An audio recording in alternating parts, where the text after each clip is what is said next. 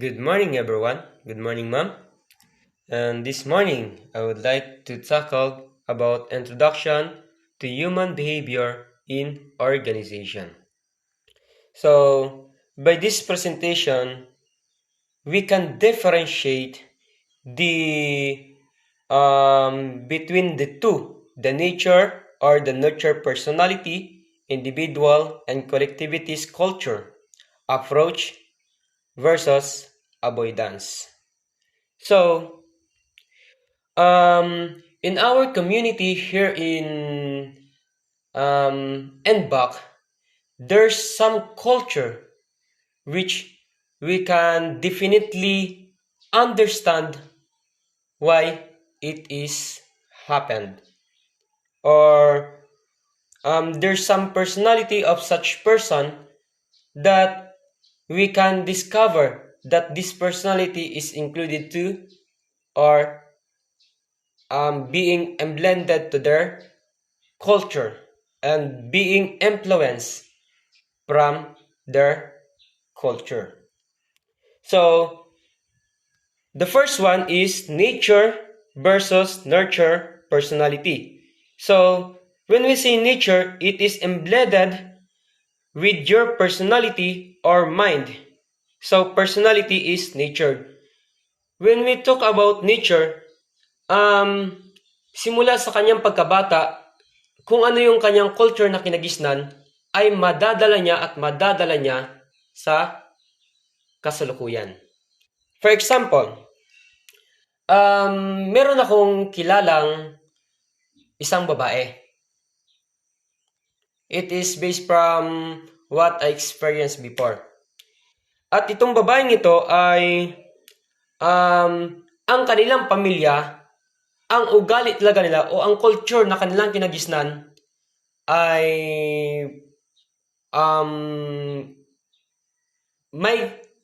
may ugaling di kaaya-aya. So, itong babaeng ito ay nag-enroll kayo sa Nagabyo. Then, marami siyang nakaaway. Bakit? Kasi nga, ang culture ng kanilang pamilya o ang personality ng kanilang pamilya ay kanyang na-adapt. So, that what we called nature personality. Then, what about the nurtured personality? Culture influence in personality. Hence, our environment and life experience from our personalities, that means our personality comes from an environment that favor certain traits over time. So, pag sinabi naman natin nurture personality, it is the personality of something or someone that, for example, si Ma'am Dap ay hindi talaga siya taga dito. Siya ay taga ibang lugar. So, from their places, they have their own culture. At itong culture na ito ay nadala niya dito sa Nagaview. But you know that this NVAC society have their own culture. And Ma'am Dab is being influenced of some culture here in Nagaview. And some of her culture ay nadala niya po dito. And they can even change it. And some of them, she can change it already. And when we talk about individual and collective culture, it is it. So when we talk about individual, it is focusing on their own self and self-satisfaction. They not even need anyone on their side to be their partner. Self-improvement and being self-centered. And the fourth one is they don't need advice from others. And mostly of them, they can't solve their problem, so they try to kill themselves. Mostly of these people are live in urban places. And this individual culture was influenced by the Western culture. So I would like to give you an example. This is based from what I experienced before. When me and my father is going work or contract work at NBAC, and we are assigned to fix the ceiling of the extension. Then extension building. Then I approach someone and concerning about the materials.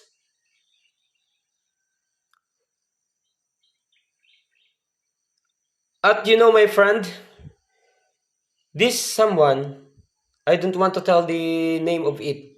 Itong taong ito ay sinabihan ko na kami ay mag-work na para yung contract ay matapos namin, then makabayad sa utang. But this person, he intend to make some excuses. Diba? Nag-isip siya sa kanyang sarili. Didn't even think about our situation. So, nagsabi ako na kailangan namin to para makabayad, pero hindi siya naniwala talaga. So, that's what we called individual culture. Na kung saan ay gusto niya siya lang yung magkaroon ng self-improvement. Gusto niya sa kanya lang. Diba? Naging self-centered. Then, what about collective culture? Collectivist culture. This kind of people is not selfish. Okay? They focus on other need before their own self. They are good partners or members. They teach anyone to seek one another. They are extremely bound to each other. They opened up their emotion and seek advice. These people usually live in rural areas. And this culture was influenced by Eastern culture. So, I would like to give this example. This person is, I would relate to, this collectivist culture is, I would like to relate on Ma'am Arian. So, nung grade 12 kami, grade 12 I think, or first year college. So, siya po ay nalipat or bagong guidance namin. Then, every time na kapag nag-work kami, kapag may nakikita siyang mga tao na nag-work or naglalakad, so pinupuntahan niya, nilalapitan niya talaga. And you know what she do? So she rendered some prayers na pagpalain niyo po sila, na wag niyo po silang hayaan na magkaroon ng mga karamdaman, na wag niyo po sila pabayaan sa kanilang pang-araw-araw na pamumuhay. And that's great. It can lift someone who feel stress, di ba? It can lift someone who felt suffering or sorrows from what they experience. So these kinds of person ay nakakatulong sa ating society na kung saan mas mapapa-improve palalo ang relationship ng bawat isa. They are open to each other. There's emotions and they seek some advice. Okay. And they are good partners and members in our society. Then what about approach versus avoidance? When we say approach, it is talk about move toward positive things and go away from negative things that changes are welcome. Diba? This is the kind of person which, for example, may isang estudyante dito sa Nagabyo. And hindi siya Adventist. Then, in-approach siya ni Pastor Dan na kung pwede siyang, kung available siya para sa Bible study and Bible class. And sinabi niya, sure, why not? Diba? Kung nakakabuti naman yun. Kung ito pala ay makakatulong sa akin para ako ay magkaroon ng magandang buhay at magkaroon ng pag-asa sa hinaharap. O, diba? So, that time, ang babaeng ito ay, she is my loved ones. So, she's willing to accept changes in her life.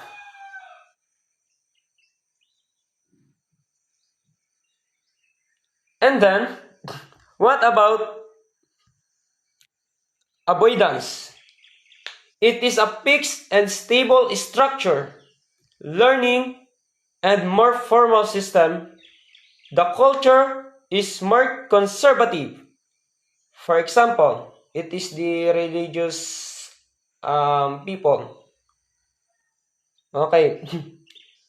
Ang example po nito ay ito daw ang pag sinabi nating avoidance ay tumutukoy siya sa nakapix na mismo siya na structure or system. Ito ay hindi tumatanggap ng mga biglaang pagbabago or pagbabago or some changes. For example of this is our beloved school, the Inbox School.